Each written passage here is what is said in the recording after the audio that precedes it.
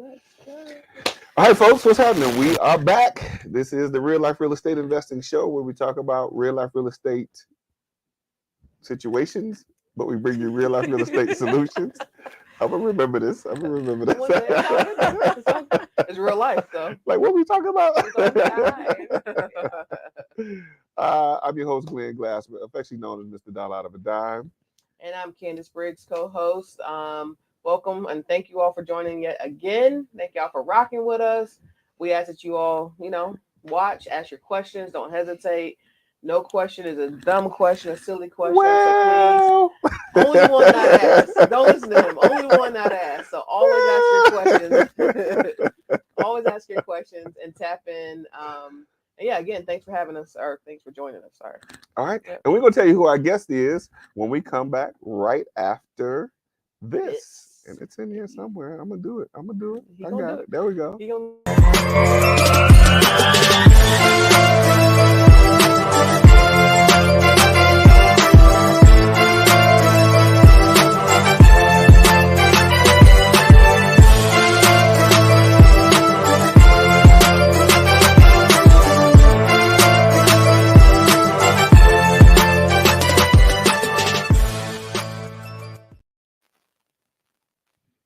All right, we back. We are back. We are back. And listen, I am excited to have this guest that I have on today. You know how people get so famous. You got to call their people, and there are people that got to call their people to get them, to respond to see if they can come and be on our little old show. Let's go. But our guest today is none other the incomparable Miss Hameeda Bello. That's it, right? Yes. Okay. Or as she's professionally known as Bella. Yeah. Right? Yeah, that's my real estate street name. Yeah. Okay. She's on these real estate streets for real, though. I want y'all to get it. Facts. Bella buys ATL. That's right. So tell the folks who you are and how great you are in this real estate game. I don't know about the great part. I said you are. You are. It counts. Own it. Yes. I'm still learning and growing like everybody else. I still consider myself fairly new in the game. I've been doing this for a few years now. Started in 2018, but I'm not a guru. That's what I'm gonna say. I'm learning. I'm just growing. I'm learning. Well, that's an interesting thing. Tell me what is really a guru? What makes you a guru? What would make you a guru? When people go out there and say, I've been in business for 25 years and I've done 500 deals in like 3 months or whatever, Shots fired. So I'm just saying that's, so I'm just putting that out there that I'm not, a guru. I'm still new and learning. And I think even those gurus are still learning. If they're true with themselves, they're still learning. So you never stop learning. If those are the guru qualifications, I think I check those boxes. Well, that's good. You're still learning. That's good for you. But I don't consider myself a guru either. I am certainly still learning. But I think that's with anything. If you understand anything about anything, even though you have significant experience in it, the best way, and it shows a little level of humility. Absolutely does. To understand it is that you still have to learn more about it. Right. I'm weary of those people who say they know everything about everything or about anything. But the world is so ever changing, right? So things change, technology changes, industry change, market change. How can you know everything when you haven't experienced everything? Absolutely. So that's very contradictory. Absolutely. Yeah. So now I want to set this up, but we're gonna come back to it. But I want to set this up. 6 fix and flips in 6 months. Yes. See what I'm talking about? That part right there. I haven't done that. Really? Okay. Well, I mean, I've done it before, a long time ago. Right. But not this year. Not this year. But that is really remarkable, though.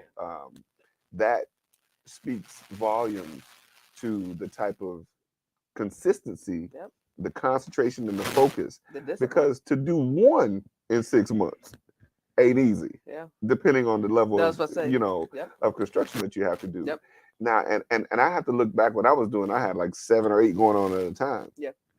The management headaches that I would get are like, and here's the thing, Most of mine were all in the same area. If I drive by and one person ain't there, I'd lose it. Yeah. Getting the other 6 or 7 you gotta go check on. You lost that one. Like, why is the plumber not there? Yeah. He's supposed to be here He's supposed to today. be here today. Because in managing that, if he's not there today, Sure. that's a day that he's lost. You gotta be at the next one tomorrow. Absolutely. Yeah. Absolutely. Tell me how you did it. So honestly, for me, the biggest thing, like you said, is having the right team. Yes. You know, number one is making sure you're choosing the right people, whether you're using a GC, whether you're using subs. But that was the biggest thing for me when I was building the business, is who are the right people, from referral, sometimes from trial and error. And I have had some people give me issues too, and you can't get away from that. But it's a learning experience. So basically, the more you do, the more you learn who your people are, and the more you fine tune your team. So the biggest thing was really spending time with that. And I was fortunate to get a good enough team that I didn't have to micromanage, because I also have a full-time job. So this is me doing this on my lunch break. Oh wait! That's a whole different story. I think you just crossed over into guru territory now. Yeah. No, but I'm telling you, this is what helps with the time management. Because the first one I did this year was in Conyers. I live in Lawrenceville, Suwannee, so this is over an hour away. But I had a great team. I had a great GC project manager that really worked, and that was a complicated one because we were creating a whole new room. We were creating a whole new bathroom, a new suite. We restructured the entire kitchen. Went from closed up to open concept. So there was a lot going on there. But again, I had a great team, so I didn't have to go and micromanage every single part of it. Absolutely. So that was one of the biggest things, really making sure you have that team. Because what I'm trying to transition to now is more, leveraging my time. I might spend a little bit more money, especially when you're working with a GC. Right. But what that helps me do is leverage my time. Absolutely. So I'm not, again, I can only be in so many places at once. So and that's important to note as well, because oftentimes what we look at is the money aspect of it, and what we don't realize is, yes, you might pay a little bit more, but you're buying back a lot of time. yes. And the investment of money to regain the time is, you get an infinite return on that. Yes. So that's very important. Most people say, oh, well, they charge the highest price. Yeah. Okay. You ain't got to go over there. You ain't got to do nothing. You ain't got to call nobody. Man, maybe that's what I should do. I should be paying the highest price. So I got to call people all the time. They got. Where you at? What are you doing? Right. So let me ask you, working with your GC, how will you use the same GC in these 6 projects? No, so different ones. Okay. Yeah, each one's different. Okay. I use one main GC for when I do use a GC for. I think I used him for I used him for 4 of the projects. Okay. And then the other 2, I use a different sort of a combination of even when I have the GC, sometimes the GC does 80% of the work, and then I might have subs for the 20 or so. Yeah. But then there's some other projects where I would have not necessarily, maybe I won't consider a GC, but a main person for maybe 60%, and then the other 40% I may have my subs, because you can't get it when you get a good HVAC guy, when you get a good electrician. It's you really want to keep them on your project, even though your GC might have a person. I'm like, oh, but my guy's awesome. I want to have my guy here instead. So that does happen on some projects. Absolutely. Okay. I was just gonna say, how are you managing and making sure that the GC doesn't get comfortable and start slacking on work and things of that nature as you continuously give them deals? But if you're rotating them out, they don't have a chance to get comfortable because they don't know if they're gonna get the next job or not. Or is that how it works for you? Yeah, well, with me, see, my GC is kind of he says he's semi-retired. that sounds familiar. Sounds familiar. Go ahead. No idea what you're talking about. So what that means is fired he's not. These are unintentional shots. I'm like, yeah, he's coming for me today. Oh man, and don't even know it. I'm glad you're here though. And then don't even know it though. That's the beauty about it. Don't even know it. But so basically, he's not. And what I love about that is he's not necessarily racing to get a job or anything, but he does such great work. Yeah. So I don't. What was your question again? No. I was just gonna make a statement that how if you were using the same GC on every project, how was it? How were you able to keep them from slacking off, from getting comfortable? However, you answered that by saying basically you don't give them every job. So right. I mean, ideally for me, I haven't had that experience where they've gotten comfortable, so I'm not worried about that. Basically, it's more what happens with this GC is he's actually very, is that what, incentivized, like well, he has incentive motivated to more so, because he's, like I said, he's semi-retired, but so he's more focused on work for his people. Okay. So he's more, like if he's managing, I think there was one time he was managing about 2 projects back to back or overlapping, and it was fine because this was great because it was giving his people work to do. Okay. So good. Yeah. Good. So I'm curious, to have a good GC is, I'm just gonna keep it simple and say rare. Yeah. How, first of all, if you don't mind sharing, how did you connect with him, and how did he handle your budget, working within your budget? If you can share that. Yeah, absolutely. So through a networking event, through an REI group, it was actually quite funny how this happened. So this was at the North Atlanta RIA. Okay. Remember when I had a table at the time? I was doing a when referral I was there program. With you? Yeah, when you were there with me. Yes. Okay. So as vendors, and this was like quite a few years ago, maybe 2, 3 years, 2 years ago. Around the time I asked you to come on the show before. I don't remember that. I really don't remember that. That doesn't make it any better, though. Right. That you don't remember. I don't remember little old you. Yeah, you asked me something. I really don't remember that. But so this was one of the things Carson did, where he all the vendors would like pitch in to give gift cards. So he do a raffle draw. And so when I did a gift card for a raffle draw, and the person who won the raffle was the GC. Oh, that's how I met. Okay. That's how I met him. And at the time, we just kept in contact. So back then, I was doing more wholesaling, so we just kept in contact and stayed connected on Facebook. And so when I started having some deals where I was going to start doing renovations, I reached out to him. That's when he came and looked at some of the projects.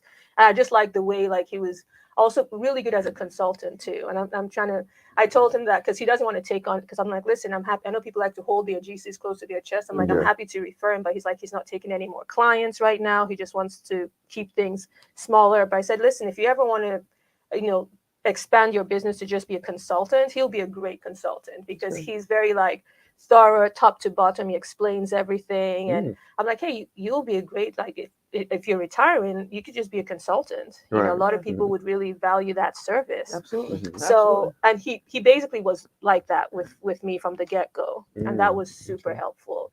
So I said it, I'm just, I'm thankful.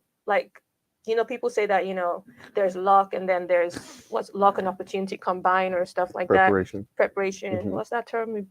Whatever it is. That one. It's luck combined with.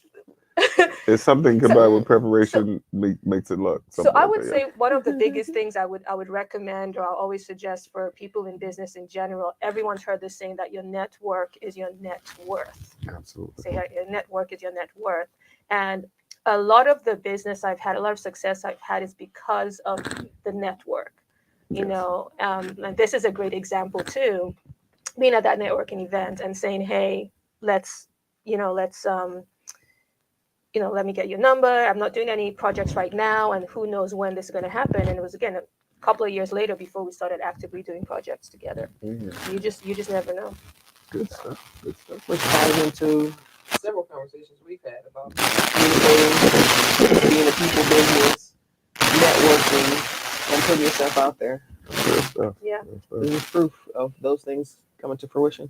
Yes. And so the second part of the question that I had was how did you get him to stay within your budget, or did you go over budget, or how did that work?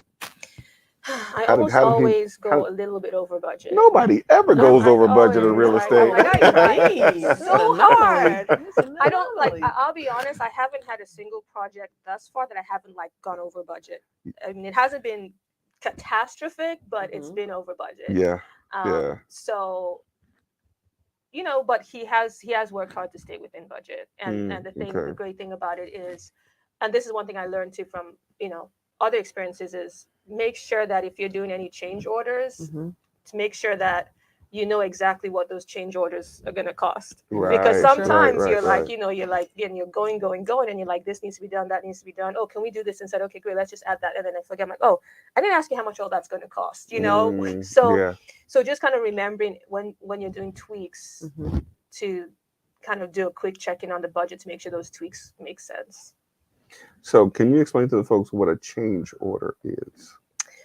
So a change order, something that costs a whole lot of money for no reason at all. I'm sorry. Go ahead. I mean that did happen. That did happen one time, and it wasn't with my GC. It was with another project, and partly my fault there. But again, as you say, you keep learning. You fail forward in this business. You learn and you keep going, right? Keep going, yeah. So a change order is, let's say you already have your scope of work. You know exactly what you're going to do from top to bottom. Again, should I be looking at the camera, looking at you guys? I'm not sure how this thing Either works. way. Conversation. I'm like, okay. We just having a conversation. They hanging out with us while we talking. Okay, yeah. I'm new to the whole camera thing, so I was making sure. It's okay. So with a change budget, it's like a change order. You have your scope of work. You have everything from A to Z that you're doing, and then during the course of the project, there might be a time when, let's say, you didn't realize that you might have to let me use an example, like kind of like the little things, like add extra lighting in the living room. Thank you. Yeah, like add an extra light in the living room, like it doesn't. Can lights or just anything, yeah. Or the crown molding wouldn't necessarily be something that you wanted in the beginning. However, but then it would look better. Yeah, crown molding. Exactly. Yeah. So those are change orders, and then that's basically when I could see something very minor, like, oh, let's add that there, but then always make sure that you're going back to say, hey, does this fit within the budget? It's not going to take me away, or even if it goes over, it's an over that I can hold, for sure, as opposed to, oh my gosh, where's this come? So I'm sorry, you're gonna say something? No, you just reminded me of like a huge change order I made on my Conyers project, which I wouldn't call it a change order as much as they just revamped everything. But it was, thankfully, this was at the beginning of the project. So this was where, see, again, Conyers, it was a new market for me. And at the time, the property we got was a 3-bedroom, 1-bathroom. And at the time, I was like, ideally, you want to have 2 bathrooms. It didn't have a master bedroom. But I was like, let me look at the comps. It seemed okay the way it was. And then we had started the project. We're still in the early stages. We knew we were going to do a whole new kitchen and all of that. Right. But then I was looking at what was on the market and what was selling. I said, you know what? We'll be in a much better position if we went ahead and added an additional room, made a master suite. And we could use the existing footprint to do that, because there was like a 500 square foot addition, which had nothing in there but like, what was it? It was what was it called? Those things? Tubs, those big tubs. Oh yeah, our sauna tub. What are those? Hot tubs. Jacuzzi tubs. Yeah, like literally, I called it the hot tub shrine when I went there, because it was just, this lady built an extension, 500 square feet, and all it had, boom, that's my foot, just was like a hot tub. And I'm like, okay, well, that's perfect space for us to use to create a bedroom and create a bathroom. So this was after we already started doing different things, and I told my GC, I have a slight change order here. So you ripped everything out? Yeah, so we didn't. Yes, the hot tub. We already demoed the hot tub, because that was going to go. But that was a great decision, because it was a huge selling point in the place. So technically, it was a change order, but it was more like a replan. Right. And we were able to stay within budget. We did all that, and I think we just went we're like a little over 60,000 on that. For the rehab, it was really, really good. And this was with the whole kitchen and the whole thing. So your budget was 60,000? No, my budget for that was 55. Okay. We ended up going up to 67. Okay. On that. And so the difference, is that your contingency, or is your contingency built into that 55, or was that? No, the the 55 was without the contingency. Okay. So I already had the contingency sort of built in there a little bit. Okay. Yeah. There you go. So, So it's important again to have contingencies built into Yes. your budgets. And if you don't know what contingency is, it's a percentage of your total rehab budget, and so it's kind of for the oh crap moments or the change orders or the man, I forgot I was going in to do this, or I want to add the crown molding in, whatever the case may be. Those are extra funds that you can use that doesn't allow your budget to go overboard. So.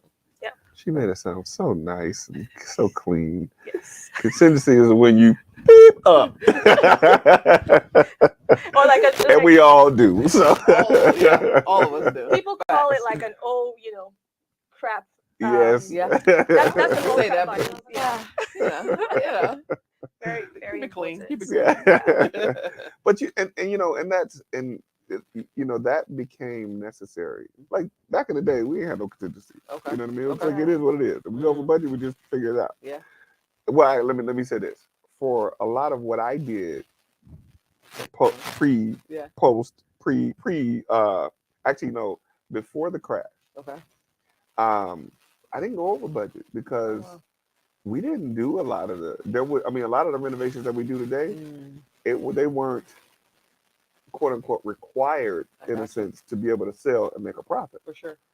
So because most of the stuff that was comparable was in the same kind of condition. Absolutely. You know what I mean? That makes sense. But HGTV came along. HGTV came along, right? We got to put granite countertops, and now we got to put shaker cabinets, quartz. We got to put quartz and all these stuff. So it's a lot of stuff transitions. Soft clothes. Exactly. Right. Soft clothes. Who was thinking about? Everybody's thinking about soft clothes back in the day. Undercarriage. You remember the undercarriage? Yeah. Oh my goodness. Great though. And listen, I found out what a lazy Susie was about 5 or 6 years ago. Is it lazy Susie about 5 or 6 years ago? No, that's the cabinet. That swivels around. Oh yeah. Yeah. Cool. I figured out what that was about 6 or 7 years ago. Or a space saver. Yes. Yeah. I want one of those in my house. Yeah. They're a pain to fix, though. Let me tell you. I have one in one of our rentals, and it's a pain to fix. To fix? Yeah. What do you need to fix it? Well, so the shelves break because you have too much heavy stuff, like your oils or whatever, or whatever you put in there. Well, I just put one in. We better hurry up and sell this house. I mean, that for that small of a space, you would think it'd be nominal to fix it. Yeah. But I mean, it's pretty much you have to replace the whole entire thing. It's not like get one piece and. Oh wow. Yeah. So I want to be a little bit more descriptive for people people can get a picture.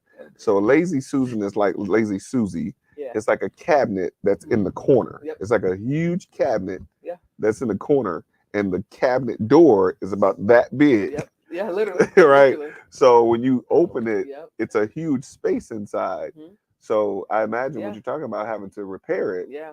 Like, how do you get in and repair it with this little bitty door? Exactly. Yeah. So in our situation, we couldn't just fix the shelf because the shelf and then the actual hinge broke. So we had to replace the whole thing. So is it the rack that's in there, or is it an actual shelf that's inside? So it was 2 racks. Okay. 2 racks. So there's a bottom rack and then a top rack. So when it swung open, you had access to everything that was on the shelves. So yeah. Don't you have one of somebody says Lazy Susans are dated? They can be, right?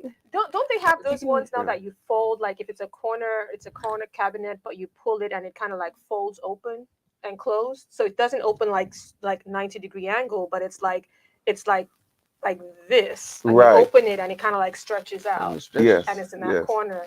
Is that the replacement? Is that the yeah? What's the name of those? I don't know. So it's similar to what she's talking about because I just put one in, so I know what you're talking about. Okay.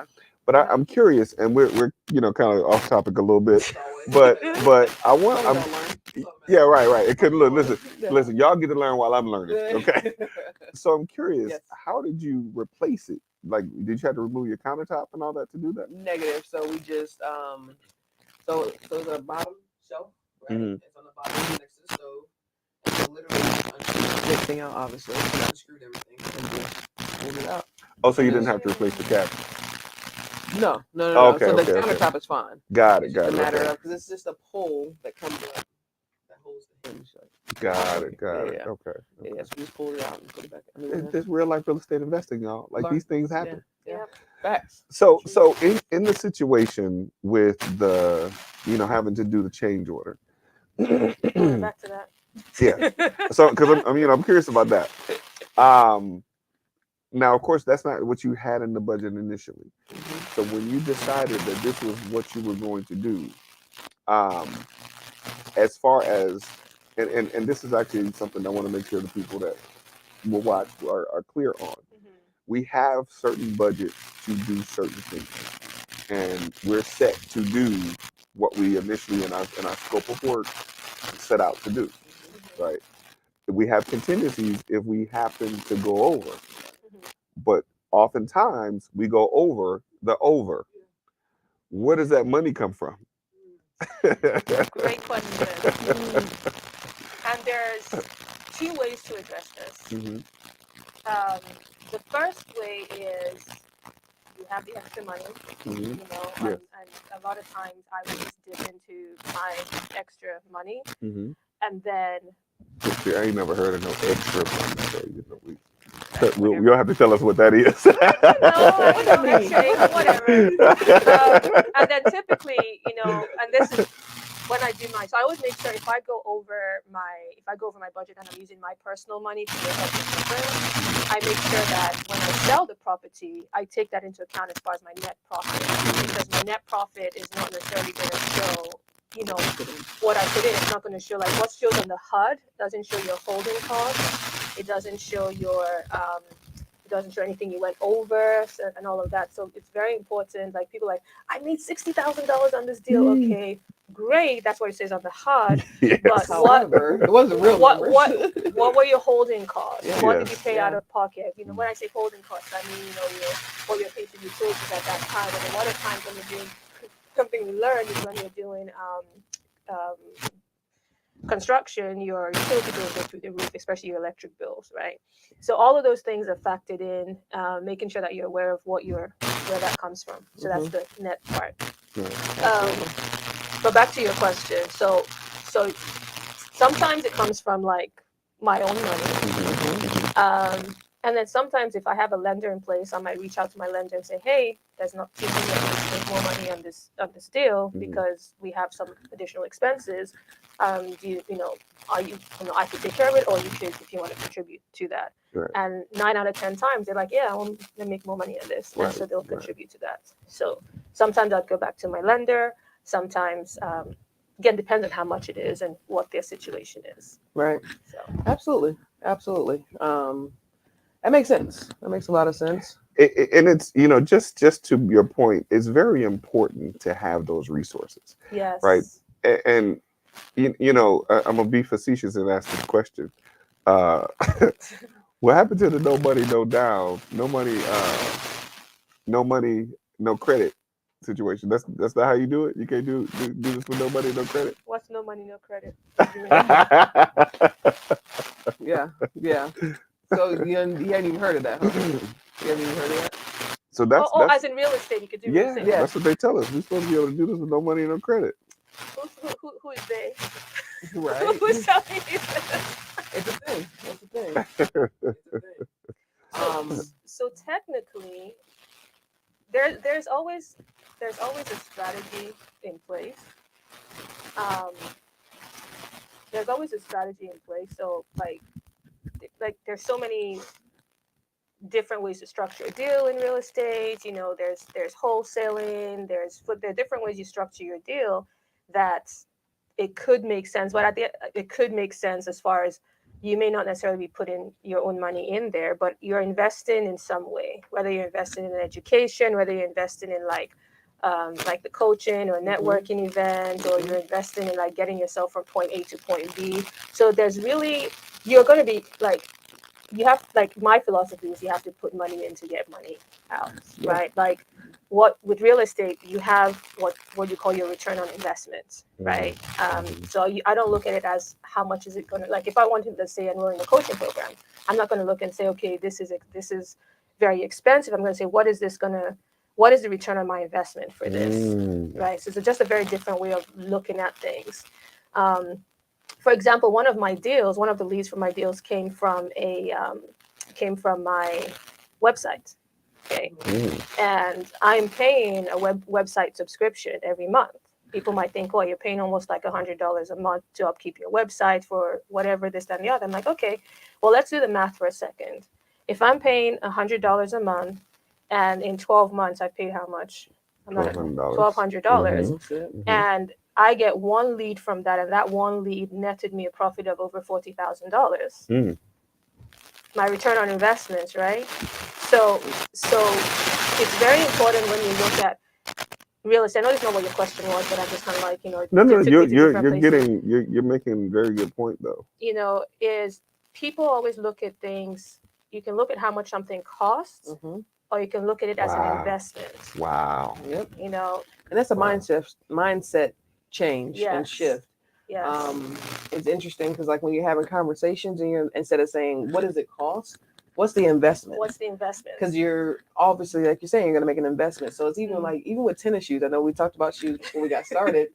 Some shoes are expensive, but then what's the investment? Is it going to help my feet last a little bit longer? Is it going to allow my feet not to hurt when I'm standing for 12 hours a day? Like, what's that investment up front? So yeah, it's a mindset shift when purchasing, when going forward with something. What's the investment? Yeah. Because we understand that money ain't a thing; it's a mindset.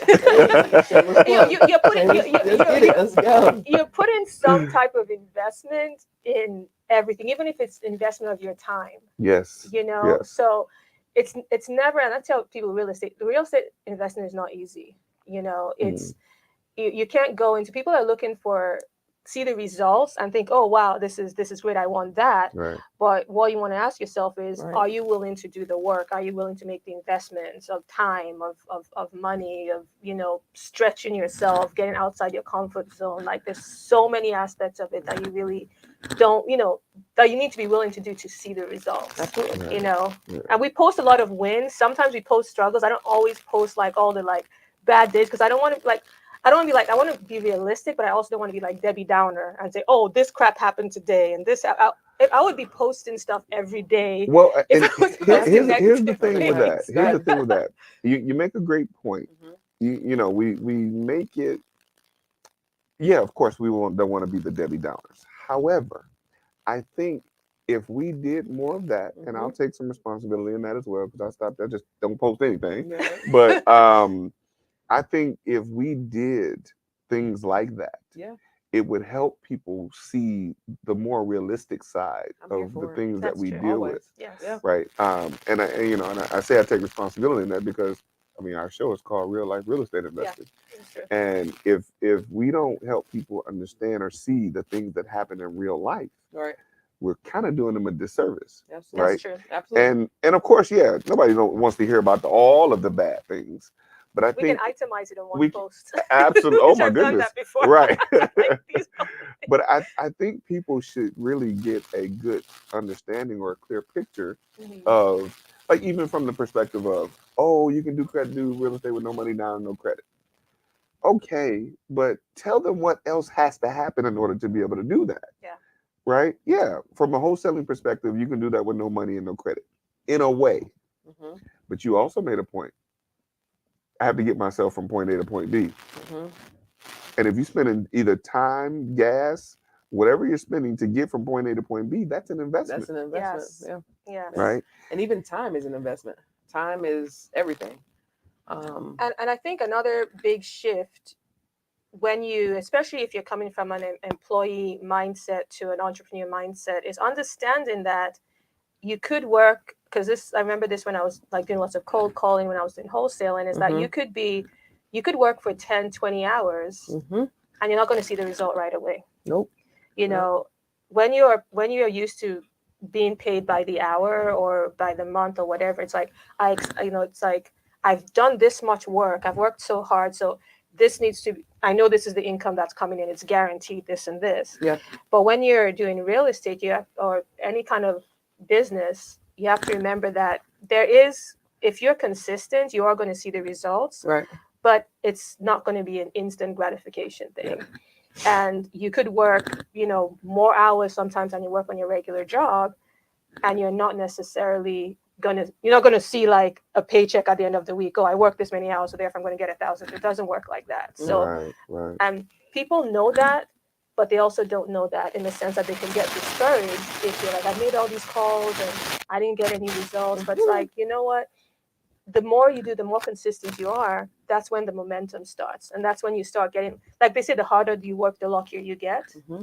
So that's kind of what happened in my business with the momentum. It's like Mm-hmm. things started coming from different angles, but it didn't just happen overnight. Absolutely. So, And I think that not happening overnight is actually a good thing, because as trials and tribulations come, because they are going to come, you are more apt to keep working it out. You're more apt to stay in the game and to say, you know what, as long as I'm consistent and I keep working through, this too shall pass, type thing. yeah. But if everything came super quick when you are faced with adversity, how you gonna move? You know what I mean? So, Something big. I'm sorry. Go ahead. No, go ahead. Something big that we learned in mindset training as well is, when it comes to adversity, you know, there are two ways you can look at that. You could be a victim, or you can be you can be a victor, right? You can look at it and say, most people look at like adversity and say, how, you know, why is this happening? Why is this happening to me? Oh my gosh, I've worked so hard, I've done this. And then you get a pity patty and you feel so sorry for yourself and go cry in a corner. And you know, it's okay to do that once in a while. You know, we're human. But then the more constructive way to switch your mind and think about it is, how is this happening for me? Yep. It's not, you know, when something happens bad, if, you know, something doesn't go the way as you wanted or as planned, you want to turn around and say, instead of saying, why is this happening to me, say, how is this happening for me? What am I learning from this experience that I can apply to a different situation? And that empowers you to take control, say you are in control of that situation, and helps you kind of propel yourself further. You better come on, Bella. I'm talking about it. Gotta educate these folks around here. I mean, this is, you know, you have to go through it to say this, because I've experienced that so many times. Yeah. we all You know, So we're being told that we're having some technical difficulties. So we're gonna take a pause for the call, so that we can make sure y'all can hear exactly what we're talking about. So stay tuned. Stick with us, guys. Stick with us real quick. stick with us. Be back in 2 minutes. We will be right.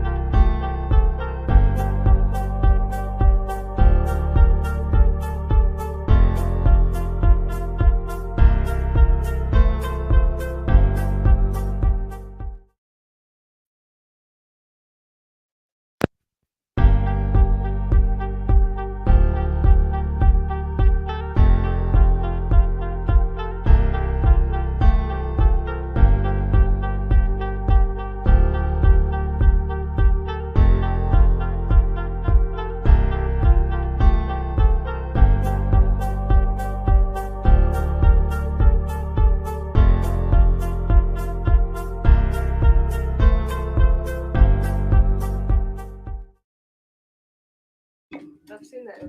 All right, we are in Detroit, west side of Detroit, um, in a little area known as Brightmoor.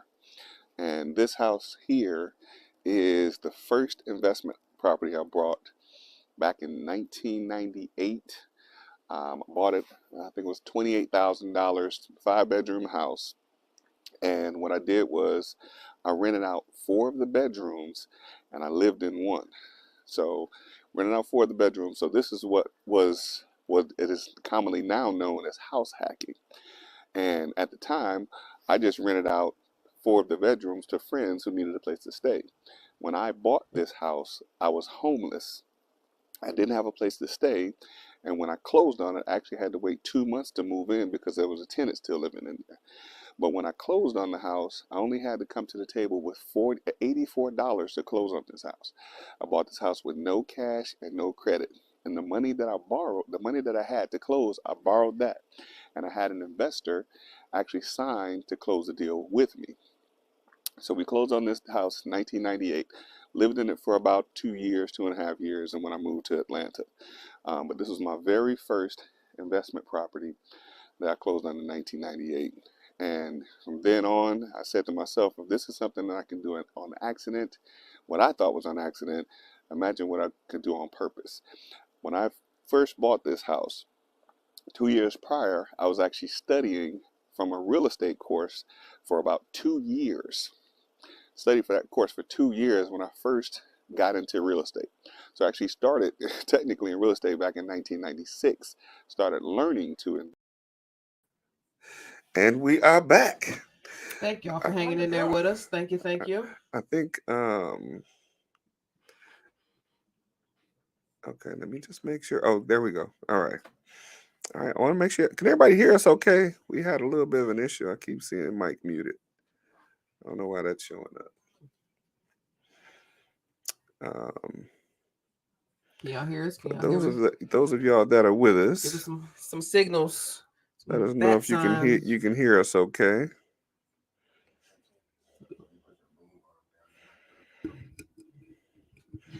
We had to switch out our microphone so y'all can hear us. Yep. We got Hameeda over here dropping gold bars up in here. I want to make sure y'all don't miss this stuff.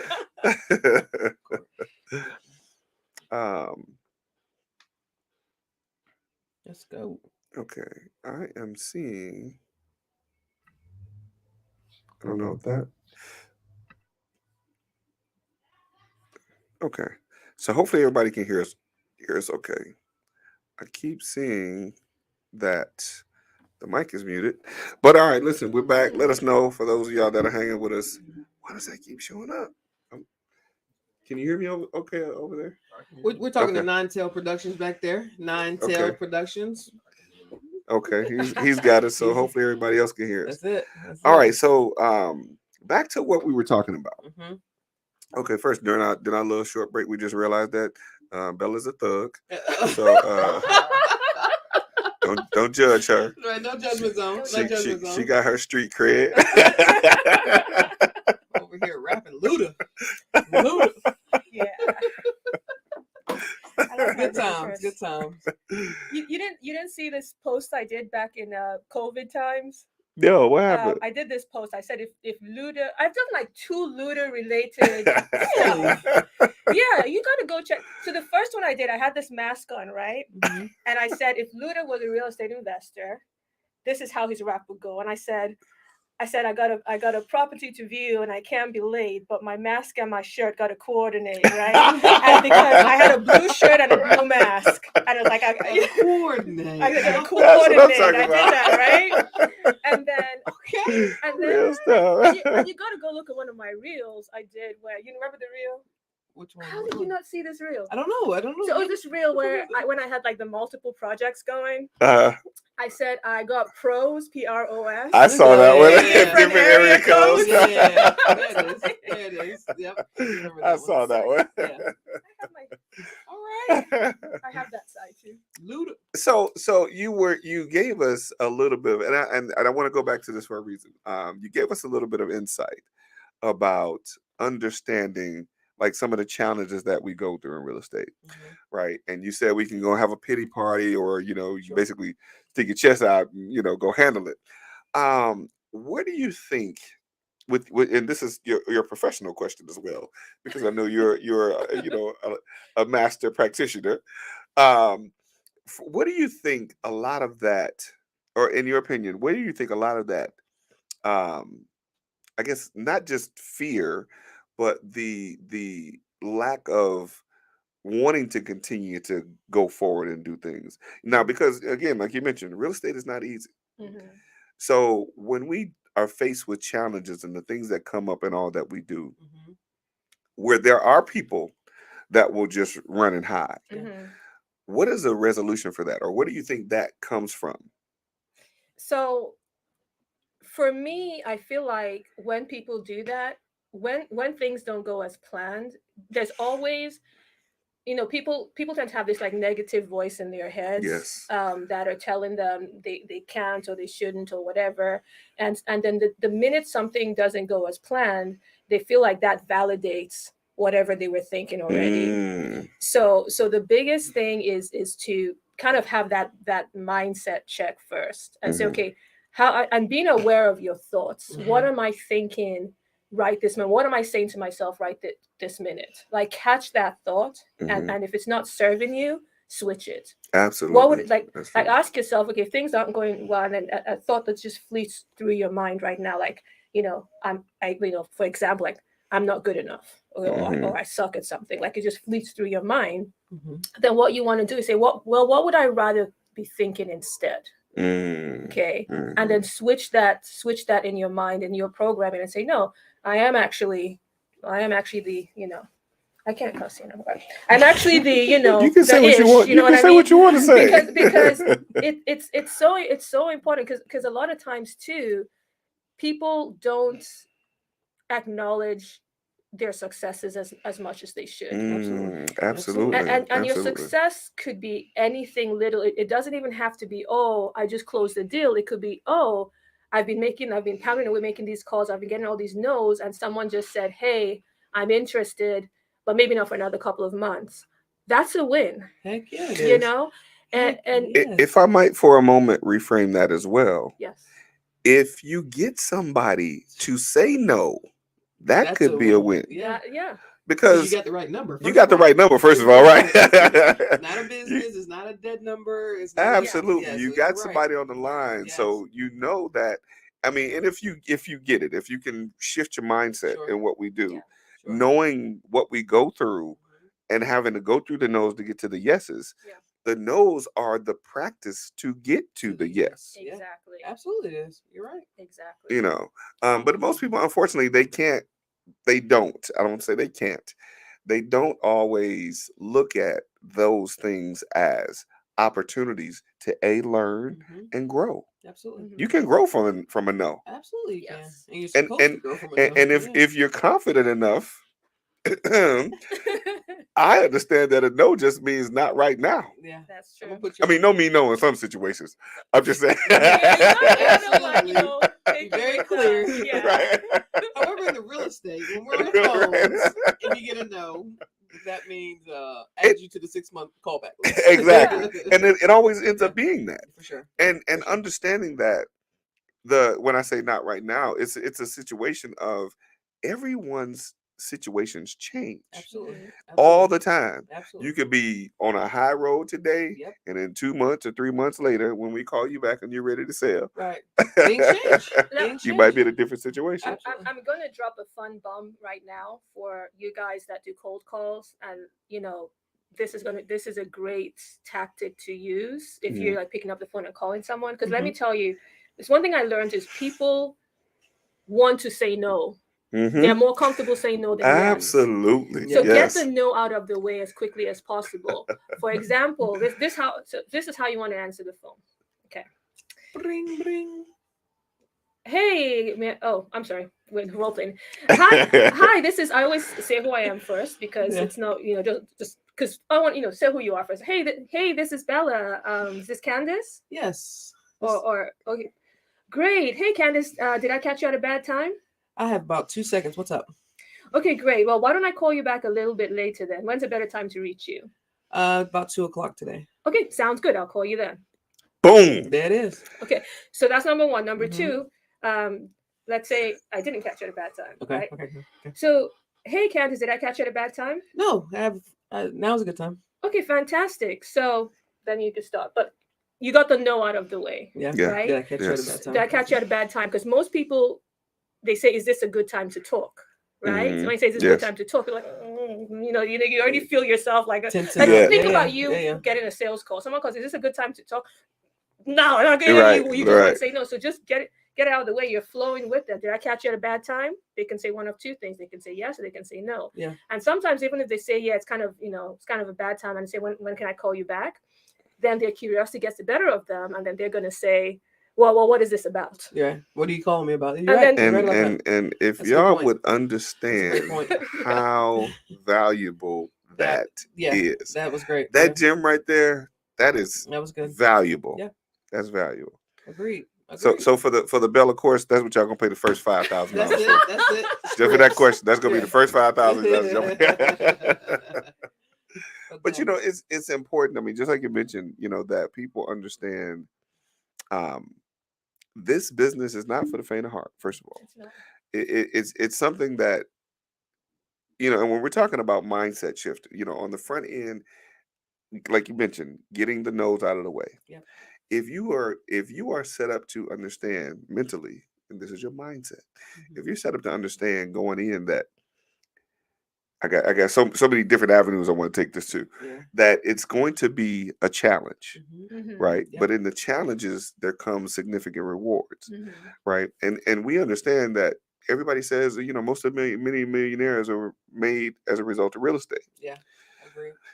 The rest of them aren't because they won't do this. Yeah. This just came up for me, and I want to throw this out there. Also, remember that don't take no personally. A lot of times, especially when people right? Yes. But especially when people are just starting out with real estate and they hear no, or if they've never done sales in their life, right? And they hear no, some people internalize that, like they take it as they're being rejected. Yes. And it's very important from a mindset standpoint. A lot of business is 99% mindset. What are you thinking before you do anything? 99.9% mindset. Yes. Right? So that's why I'm focusing a lot on the mindset too. I mean, the strategy, the tactics, that's all later. But especially when you're starting out, it's so important not to take no personal. It's a numbers. Think about it in your head. It's like a numbers thing. It's like if you're serving coffee, right? And let's say that was your job, is you're serving coffee, and you go from your caterer or whatever, and you take your little plate, not coffee, or the little hors d'oeuvres in this fancy place, and you're carrying it around. I said, would you like some whatever for crema, some fancy name?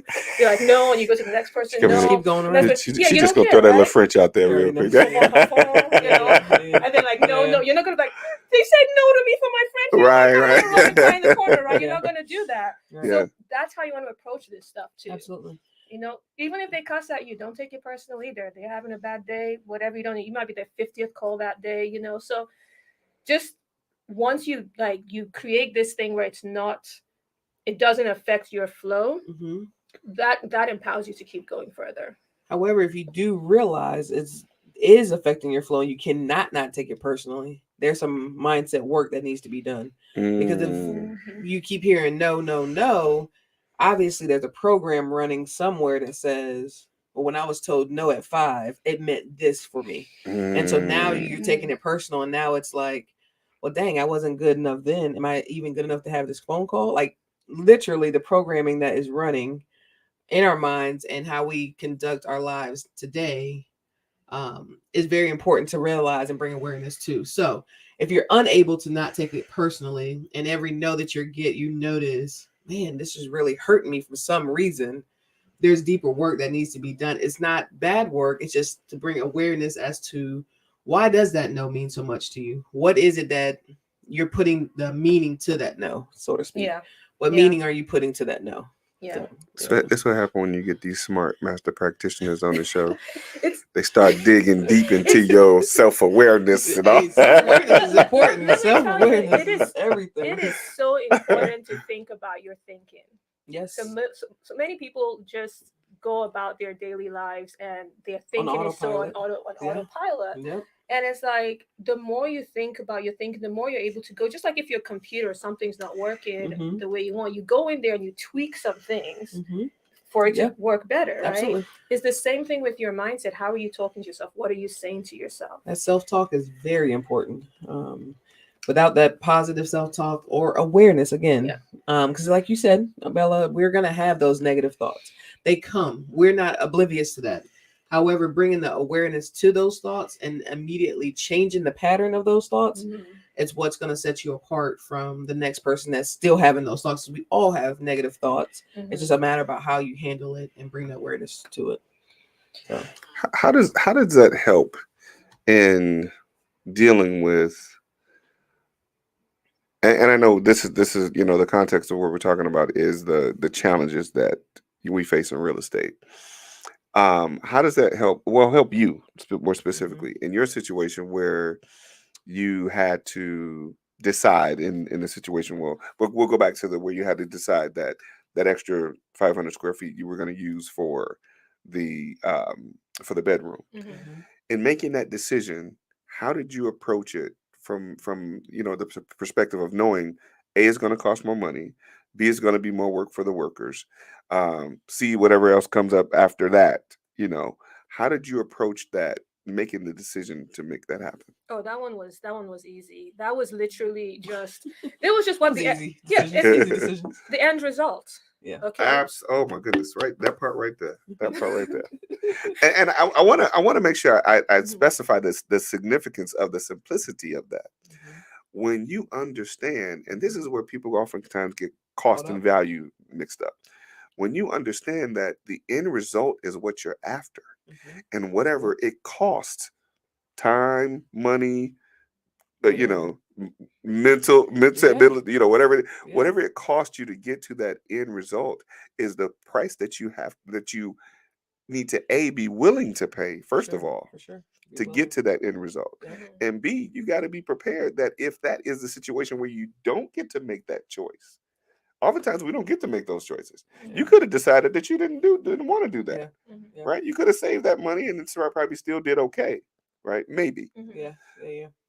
Probably not got the the profit that you got. Not significantly. Not significantly there better. was such a significant difference that I was seeing, and I wanted my listing to be competitive. Absolutely. Because everything else was 3x2, so that was the only one that was 3x1. And I'm like, hey, well, I could step it up a notch. I have the footprint. Let's make it a 4x2. Absolutely. And I mean that flew off the market because have to flew off the market. But my point is, it was that end result. Right. And something that came up when you were saying this as well was, especially if you're just starting in real estate, a lot of people are like, okay, what do I focus on? A lot of people go into the how first. The biggest thing that you want to internalize back to the mindset is believing that you can do it. Yes. You don't have to know how to do it. The how comes later. A lot of things that stop people, whether it's from wholesaling, from flipping, from the kind of questions I get when people say they want to pick my brains, whatever, it just sounds weird, all this stuff, is they're always asking me how I'm doing things. Like they want all the technical, how are you getting leads, how are you getting, but you need to believe you can do it first. That's it. That's the first step. And I was like, I'm not doing any coaching programs right now, but if you want to a coach, I have coaching programs I can refer you to that, you can go and check them out and vet whatever, but I can refer you to coaching programs. But I would just say, even before you go there, you need to believe in your heart of hearts that you can do it. You got to believe in you first. Believe, what's that saying? That believe you can and you're halfway there. Absolutely. Right? So when I got into real estate, I didn't know how. I just knew that, I could do it. And then I figured out the how later. And most people, you need to make sure that you believe that about yourself. So it sounds like you set a goal, which is you're going to be in real estate and you're flexible on the journey of how you get to where you're going. Exactly. So I have a question to ask, but I can't help but mention these comments that. Okay. And now I know who this person is who didn't click on the link so that we can see their name. Mrs. Briggs. You better, girl. She says, I love this. Let's go. Mindset in real estate. And then she says, it flew off the market in 2 days, substantially over asking, multiple offers, priced correctly by a badass agent. Of course, she has to put a plug in there, right? Now, she has to plug in. All this comment shows is Facebook user. So we can't tell the people who this badass agent is. It's all right, got her back. So shameless plug.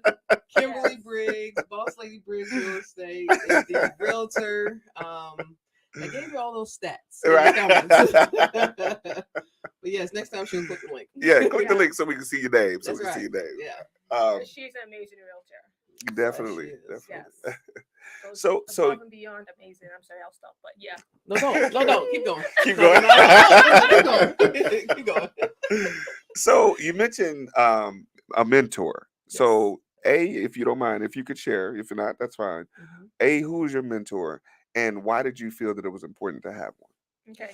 I don't want to name no names right now. Okay, that's cool. That's cool. But but I will say that throughout my real estate journey, I've had multiple mentors. Okay. I've outgrown some, because that happens. And it happens. It happens. Yeah, because you have mentors for different stages, different seasons of your, Absolutely. of your journey. Absolutely, you do. And at the time, they worked for me for different things. So it might have been more of a tactical mentor. It may have been more of a mindset mentor. It just honestly just depends. Got it. Right? Got it. And I would say, everyone needs a mentor at some point to, again, it could just be for this season of your business. Absolutely. So you just need to figure out what is it that you need, or what is it you're trying to learn, and then figure out who can help you get where you're trying to go. Absolutely. So. And do the research. Yeah, because yes. Do your research. Definitely do your research. I've spent what, censor your cutie. But I know all of us here have. She brought the smoking guns with her today. Blazing today. Blazing. She said, "I ain't gonna say who they was." Right. I outgrew them. No. I outgrew them. I call him Shorty now. Anyway. Be ready to. They didn't do 6 rehabs in 6 months. Hey, right? Oh no! So let's go. What was I gonna say about that? Just again, back to the investments. I think all of us here have spent a lot in mentoring, coaching programs. I mean, I've never officially tallied it, but I know it's over 6 figures. Easily. Oh yeah, it's over 6 figures now. I think about it. Wow, it's been a lot, but to me, again, the return, and each one has been different. Each one has helped propel me in a different way, and I don't regret any of them. For sure. Even the ones I outgrew, they were useful at the time. Absolutely. So I don't regret any of it. So I want. This is a question that I have for both of you. In terms of investment in mentorship. Now I know. I mean, I've been around the block a couple times. I know that anyone who achieves any level of success on any level, in any business, has had someone to coach them, or they follow someone that they've learned from along the way. And if they've gotten to the next level, they've had to make sometimes a significant investment. For sure. Why do you think, either of you can answer this question, why do you think that is the case? Why do you think it's important, or is it important to make the investment, or to make the investment? Yes, or why do you think that is what helps in the success? Because they've been there, right? And so they save. In theory, they save you. Who's been there? Well, in theory, the mentor that you're looking into. Got it. Yeah. Into working with. So they've been to. Well, I guess it's important. Back up a second. It's important to find a mentor that has been where you're trying to go, so that they can steer you in the right direction. I love how you cleaned that up. I love how you did that. And just so they can, they can help you not make the same mistakes that they have made. Not to say that you won't make mistakes, because you're gonna make mistakes. And also they can mitigate some of the bigger mistakes, if you will. Right. So that would be my response as to why it is important to figure out what it is that you want to do. Find someone that has done it and that they are, past where you were trying to go. So then now you have room to grow. Absolutely. And also not to make the same mistakes. Yeah. That'd be my response. What she said. The only other thing maybe I could add is, also it helps keep you going, especially if you're doing this on your own, to know that there's somebody else there that's you can bounce off ideas with, keep you on pace, and then through that mentor, you could also meet other mentors. You could also find out about other groups and things like that. So it also kind of helps you with just knowing you're not on an island by yourself. Right. Real stuff. I mean, I would only add that. Oh, there she is. Oh, it's Kimberly Miller Briggs. I see her name now. Welcome to the party. No, I would just add that oftentimes hearing conversations where people say, And we're a little bit over time, but this is important. I'm a I'm a stick this one in real quick. That's it. Get it in. Um, Oftentimes I hear people say, "Oh, it costs that much, so I can learn how to do this," and I can go to YouTube for free. No. that part. Yep. Oftentimes I hear people Yep. say that, and it devalues. And this is, and of course, they don't understand this before they make the investment. Right. It not only devalues the person who's been doing it for X amount of time, Mm-hmm. or even if they started yesterday and they figured it out Mm-hmm. and they got a ton of knowledge on how to do it, Mm-hmm. it devalues that person's efforts, Sure. to learn how to do A, B, C, or D, For sure. specifically real estate we're talking about. Mm-hmm. It devalues that. Not only that, then the person that makes that accusation of, oh, they charging too much, they don't understand that once they get to that point You'll do the of same thing. being the person that now has to share Mm-hmm. my 2, 3, 5, 10, 15 years of experience Mm-hmm. to someone who's never done this before, and I have to then not put a price on it, but make sure the value that I'm giving, Yeah. I'm compensated for the value, not time. Mm-hmm. I don't look at it as like some people say, oh well, Mm-hmm. if I give you an hour of my time, Mm-hmm. then that should be worth this much. Right. While I do agree, because we have to do a time worth assessment for ourselves, Absolutely. right? So I do agree that there's a time worth assessment that we have to do, and an hour of our time is worth X amount of X dollars. amount. Yeah. But what we give in terms of value in that time that we bring is what we're compensated for. Yeah. I can't give you 25 years of experience in an In hour. an hour. Nope. You know what I mean? It's like they Yeah. say, cost. I think you've heard this. Where cost is only an issue in an absence of value. Come on now, there you go, there you go, there you go. That's what I'm talking about. Yeah. That's what I'm talking For about. sure. For sure. And an absence Yeah. of understanding the value. Understand. That's the part that I would add to that. Yeah. But and then you have, and this is the part that I'm gonna slap this one on here. Um, People say, "Oh, well, that's a scam." Everything becomes a scam because people don't understand. Yes.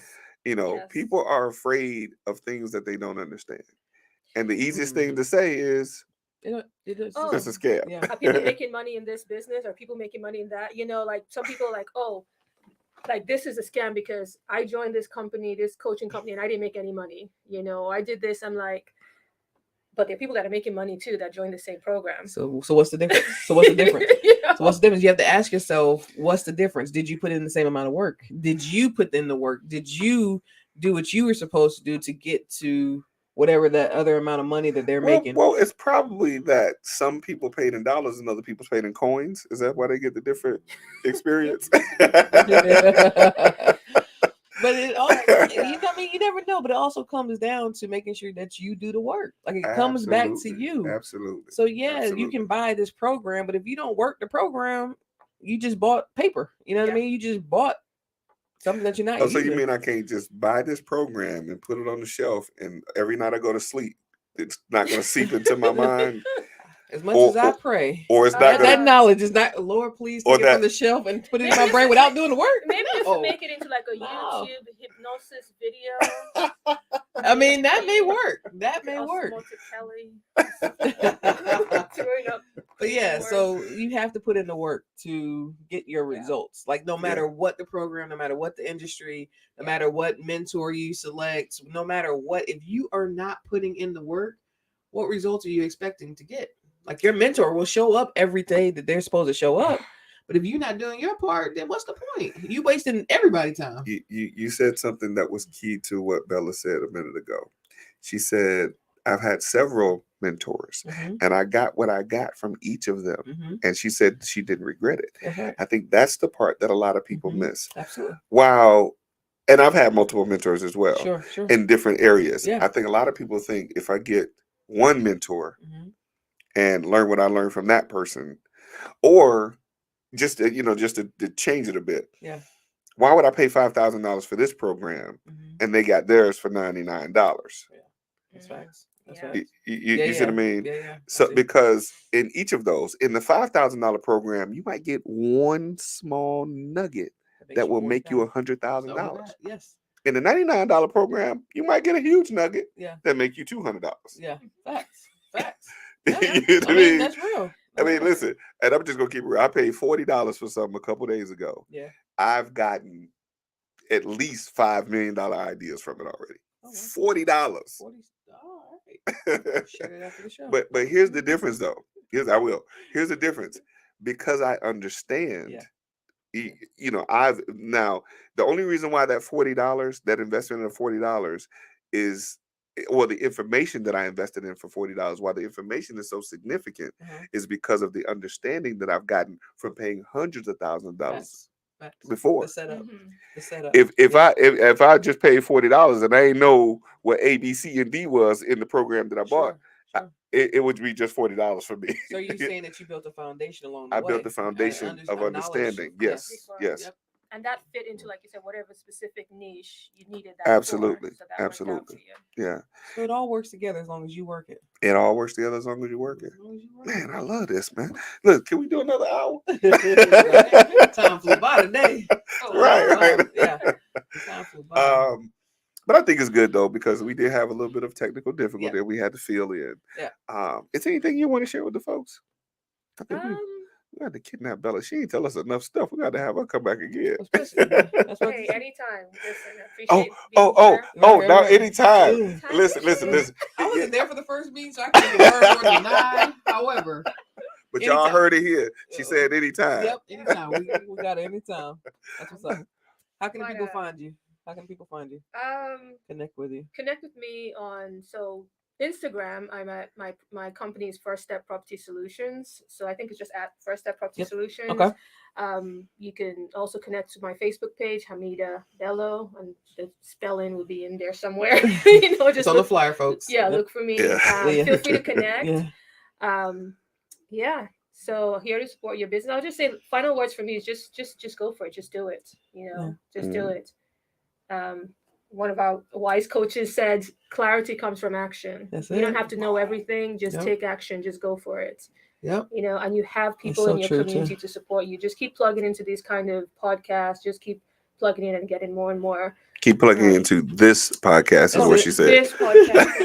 That's it. Just keep plugging in and just do it. Just go for it. Real stuff. We got any questions before? Let's see. Is anybody asking us any questions? No, somebody just put, want to make sure we put that up. First Step Property Solutions, LLC. Okay. And also, so me, Candace Briggs 83 on Instagram. Also Facebook, Candace Briggs. That's how you can find me, y'all. Again, please hit us with your questions, send us messages. However we can support and help, we're here for that. Shout out to Nine Tail Productions on Instagram. That's the number 9 spelled out. Tailed Productions, correct? So go follow my guy. If you need any production needs, video needs, he got you covered. All right. Real stuff. Are you saying tail or 10? Tailed. Like a dog wagging his tail. Tail. ED. Just helping you. 9-tailed. Yep. And I'll close it out by saying, listen, this was another great session today. Thank you so much for coming today. Yeah. Thank you for being here. Thank you for sharing the value of what you've learned, of what you've accomplished in this business. I always salute people that at least take the first step. That's it. Now sometimes some of that first step, the 10th step, the 100th step, there's going to be a bus waiting for you to step out of the street. That's it. But just know, if it doesn't kill you and you get back up, you can keep on going. That's it. That's it. Shout out to Gervy Law Group. Shout out to Gervy Law Group for being a significant sponsor of the Real Life Real Estate Investing Show. And again, shout out to Nine Tail Productions. And I'm sorry. Go ahead. Before we end, again, shameless plug, Kimberly Briggs, Boss Lady Briggs Realtor. She's an investor-friendly realtor. So if y'all looking for somebody to help you find some properties, looking to dispo or list some properties, go holler at your girl. And she gets it done. She gets it done. That's it. Salute to my sister Kimberly, who now we know what her name is, and she's not just a Facebook user. But again, thank you all for joining us today. This has been the Real Life Real Estate Investing Show, where we talk about real life real estate situations, where we bring you real life real estate solutions. We got to get you to say that second part. We bring you real life real estate solutions. Another one in the books. We'll see y'all next week. Let's go. All right.